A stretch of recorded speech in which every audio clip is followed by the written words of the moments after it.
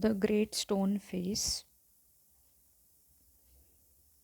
Many years passed. Ernest was now a man of middle age. To his neighbors, who never suspected that he was anything more than an ordinary and familiar face, he was only a humble and hard-working, though thoughtful person. But what about the old prophecy? Was it ever fulfilled? Let us read and find out. The years hurried on and brought white hairs upon the head of Ernest, and made wrinkles across his forehead and furrows in his cheeks. He was an old man, but not in vain had he grown old. More numerous than the white hairs on his head were the wise thoughts in his mind, and Ernest had ceased to be obscure.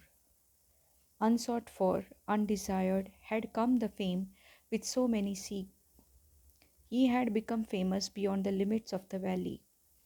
College professors, and even the active men of cities came from far to see and converse with Ernest, and he received them with gentle sincerity and spoke freely with them of whatever came uppermost or lay deepest in the heart or their own. While they talked together, his face would brighten unawares and shine upon them as with a mild evening light. While Ernest had been growing old, God had granted a new poet to this earth. He too was a native of the valley, but had spent the greater part of his life in distant cities, pouring out his sweet music everywhere. Neither was the great stone face forgotten, for the poet had celebrated it in a poem. The songs of this poet found their way to Ernest. He read them after his customary toil, seated on the bench before his cottage door. As he read, he lifted his eyes to the mountain. "O great stone face," he said, "is not this man worthy to be your likeness?" The face seemed to smile, but did not answer. Now it happened that the poet, though he lived so far away, had not only heard of Ernest, but had thought much about his character and wished to meet this man, whose wisdom walked hand in hand with the noble simplicity of his life. One summer day, therefore, he arrived at Ernest's door, where he found the good old man holding a book in his hand, which he read, and then, with a finger between the leaves, looked lovingly at the great stone face. "Good evening," said the poet. "Can you give a traveler a night's shelter?" "Gladly," answered Ernest. And then he added, smiling, "I think I never saw the great stone face look so hospitably at a stranger." The poet sat down beside him, and he and Ernest talked together. Never before had the poet talked with a man like Ernest, so wise and gentle and kind. Ernest, on the other hand, was moved by the living images flung out of the poet's mind. As Ernest listened to the poet, he imagined that the great stone face was bending forward to listen too. He gazed into the poet's eyes. "Who are you, my gifted guest?" he asked. The poet laid his finger on the book that Ernest had been reading. "You have read these poems," said he. "You know me then, for I wrote them." Again and again, Ernest examined the poet's features. He turned towards the great stone face, then back. He shook his head and sighed. "Why are you sad?" inquired the poet.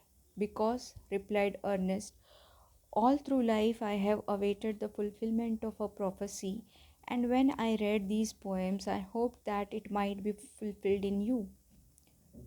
"You hoped," answered the poet, faintly smiling, "to find in me the likeness of the great stone face. I am not worthy to be its likeness." "And why not?" asked Ernest. He pointed to the book. "Are you not those thoughts worthy? You can hear in them the distant voice of a heavenly song.